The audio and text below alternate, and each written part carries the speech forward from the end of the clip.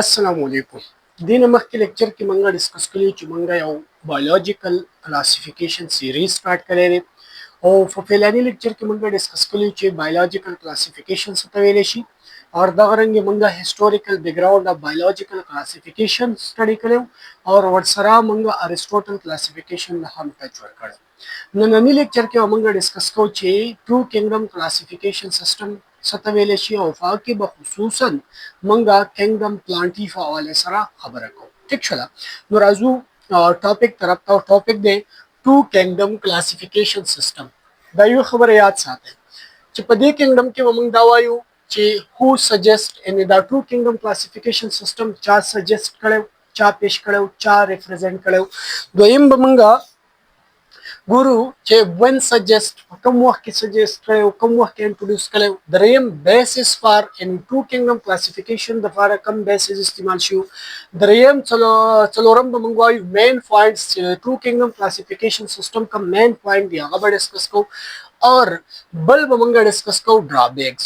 کو دا 15 پوینټ چرته په دې لیکچر کې کور نشو نو په نیکسټ لیکچر کې موږ دا کور کوو. نننی لیکچر کې سپیشلی موږ ډیسکشن کوو د کینګډم پلانټي په حواله سره. ټیک شوه.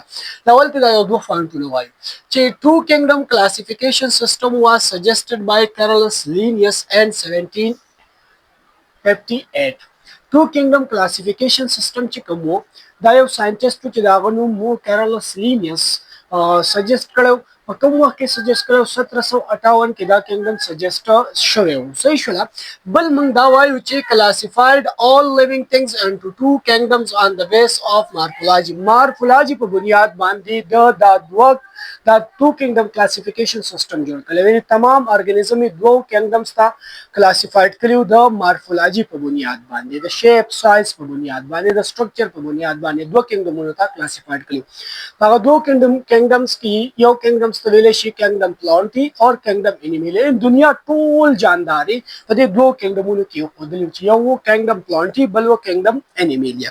اوس موږ نننی لیکچر کې صرف دا ګورو چې کینګډم پلانټي څه ته ویل شي یا کینګډم پلانټي کې چې کوم ارګانیزم ټیک شوه داغه کریکټریسټکس دي او کم ارګانیزم سر کارولس لینیس په دې کینګډم پلانټي کې یو خودلی دا و. یعنی کینګډم پلانټي په حواله سره موږ دوه خبرې کوو. بیسیکلی دوه پوینټ. یو وایي ارګانیزم اف کینګډم پلانټي، دویم به موږ وایو کریکټریسټکس. به دا کینګډم پلانټي کې سپیشلی به موږ د پلانټ کریکټریسټکس وایو. ټیک شوه. کینګډم پلانټي کې سر کارولس لینیس کم ارګانیزم خودلی نفا کې او بیکټیریا، فنجای، الجی، لیور وارټس، موسس، فارن، کینیفرز اور فلاورینګ پلانټ. دا هغه ارګانیزم دي، دا هغه لیوینګ ثینګز دي کم چې سر کارولس لینیس په کینګډم پلانټي کې یو خودي. دا یاد ساتل پکار دي. صحیح شوی چې دا هغه ارګانیزم دي کم چې سر کارولس لینیس په کینګډم پلانټي کې یو خودي. اوس نیکسټ موږ راځو کریکټریسټکس ته او سپیشلی چونکه دلته مختلف ارګانیزم دي، بیکټیریا دا، فنجای دي، الجی دي، کانیفرز دي، فارنز دي، مختلف ارګانیزم دي. خو موږ دلته سپیشلی ډیسکشن کوو په پلانټس په حواله سره چې پلانټس کم کریکټریسټکس دي یعنی کم چې سر کارولس لینیس نوٹ کړیو. نو کریکټریسټکس فرست کریکټریسټکس د سایز په حواله سره نو سایز اف پلانټ ار ویریبل. د پلانټ په سایز ویریبل دی، د چاله غټ، د چاله وړوکی، د چاله میډل اډل کې. دویم به موږ وایو سیمیټري. سیمیټري موږ دې ته وایو چې یاره د پلانټ د باډي چې کوم دا آیا دا دوه ایکوال پارټس ته کلاسیفاید کیږي کنه کلاسیفاید کیږي، ډیوایډ کیږي کنه ډیوایډ کیږي، mirror image جوړولای شي کنه شي جوړولای. دلته سوي چې plant are asymmetrical due to its irregular form. the irregular form of plant د وجه plant asymmetrical. asymmetrical مطلب دا چې دا دوه equal mirror image ته ډیوایډ کیږي یا کټ کېدل نشي. دا دویم کریکټر شو. دریم کریکټر د مومنت. مومنت په پلانټ کې درې قسمه مومنت وي. یو ته ویل شي میکانیکل مومنټس، بل ته ویل شي جیوټراپیزم، بل ته ویل شي فټوټراپیزم. دا درې قسم مومنټس په پلانټ کې کېدلی شي. ها خو دا خبر یاد ساتئ چې سلو مومنٹ ډیو ټو لیک اف مسل. په پلانټ کې چې کوم مومنٹ دی دا بې انتها زیات سلو دی ولې چې دی کې مسل نشته. او فار فاسټ مومنٹ مسل اور د بیسک نیډز. د تیز مومنٹ د فارا مسل چې کوم دی دا بنیادی ضرورت دی. چونکې په پلانټ کې مسل نشته نو پلانټ کې سلو مومنٹ وي. ها نو لوکوموشنز نو لوکوموشن په پلانټ کې به لوکوموشن نه وي. دا روټډ دی، فکس پوزیشن وي، د نو لوکوموشن پکې نشته. growth growth in plant or occur at a growing point په پلانټ کې چې کوم growth کیږي دا په growing point کې کیږي growing point الته هغه ځای نه چې په کوم ځای کې دا پلانټ غټېږي چاقېږي موټه کیږي یا لمبه کیږي growing point باندې کیږي growth in plant is unlimited and continuous as long as plant live دا خبر یاد ساتئ چې په پلانټ کې کوم growth دی دا به continuous unlimited وي تر هغه پورې به دا growth continuous تر څو چې دا پلانټ ژوندی وي بل به موږ وایو سو metabolism level physics metabolism څه ته ویل شي all the chemical reaction that occurs in a living body په یو living body کې چې څومره chemical reactions کیږي هغه ته ویل شي metabolism plant چون کې یو living organism دی کې metabolism کیږي اوس metabolism کې موږ وایو nutrition به وایو photosynthesis به وایو respiration به وایو ټیک شله نو nutrition د nutrition په حواله سره plant چې کوم دی دا autotrophs دی اټوټراپس مطلب دا چې دا خپل خوراک خپل باندې تیارولای شي موستلی پلانټ اټوټراپس دي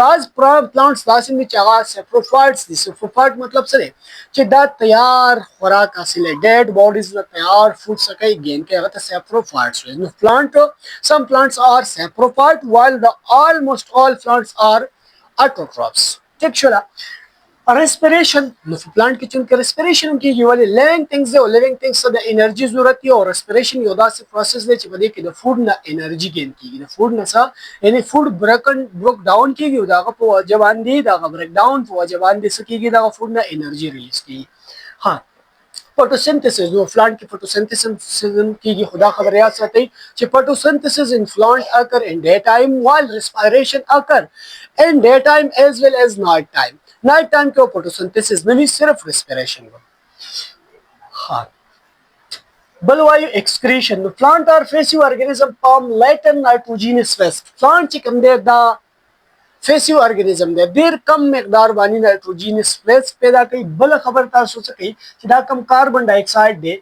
प्लांट चुन के दा carbon dioxide just a waste of plant the plant यो waste दे टिकशला यो excretory material दे plant چې کوم دی دا carbon dioxide په photosynthesis کې څه کوي استعمالي په ورځ په دوران کې پلانټ دا carbon dioxide از ارا مټیریل فار फोटोसिंथेसिस یوز کوي خو نایټ ټایم چې کوم دی دا څه کوي ریلیز کوي انوایرنمنت څه کوي ریلیز کوي ها بل د irritability نو irritability څه ته وایي ability of organism to irritate your response quickly to any stimulus irritability څه ته وایي irritability دې ته وایي چې یو باډي یو stimulus ته څنګه ریسپانس ورکوي کویک ریسپانس ورکوي کویک نه ورکوي نو په پلانټ کې چونکې irritability نه دا بې انتها very slowly یا negligible ریسپانس ورکوي ډېره کمه irritability ده په پلانټ کې وجه سره چې پلانټ شو very slow response to external stimuli پلانټ external stimuli ته ډېره slow سو ورکوي response ورکړي دا ریزن سره ډیو ټو لیک اف سنس organ and nervous system ځکه چې په پلانټ کې نو سنس organ شته نه پکې nervous system شته په دغه وجه باندې پلانټ ډېر سلو ریسپانس شو کوي external stimulus ته بل موږ وایو reproduction په پلانټ کې دوه قسمه reproduction کیږي sexual هم کیږي او asexual هم کیږي بل څه ریزرو فود د پلانټ سره دی پلانټ چې کوم ریزرو فود دی هغه سټوریج ایکسترا ګلوکوز سټوریج په پام کې स्टोर کوي نو دا نن لیکچر کینګډم پلانټي چا سجست کړو کله سجست کړو د دې چې کوم کینګډم ټو کینګډم کلاسیفیکیشن سیستم په کې مونږ یو دا خبره وکړه چې چا سجست کړو بلم دا وکړه چې کله سجست شو بیا مونږ ډسکشن وکړو د کینګډم پلانټیز په حواله سره نیکسټ ویډیو کې مونږ ډسکس کوو کینګډم انیمیلیا به دا نه بعد د دې کینګډم لیمیټیشنز وایو او پسې بیا 3 کینګډم کلاسیفیکیشن سیستم ډسکس کوو تاسو کې دا لیکچر نمبر 8 سبسکرائب کړئ लाइक करें और शेयर लाजमी करें कुछ चरत आस्ता पैदा की thank you so much अल्लाह हाफिज़ see you and the next video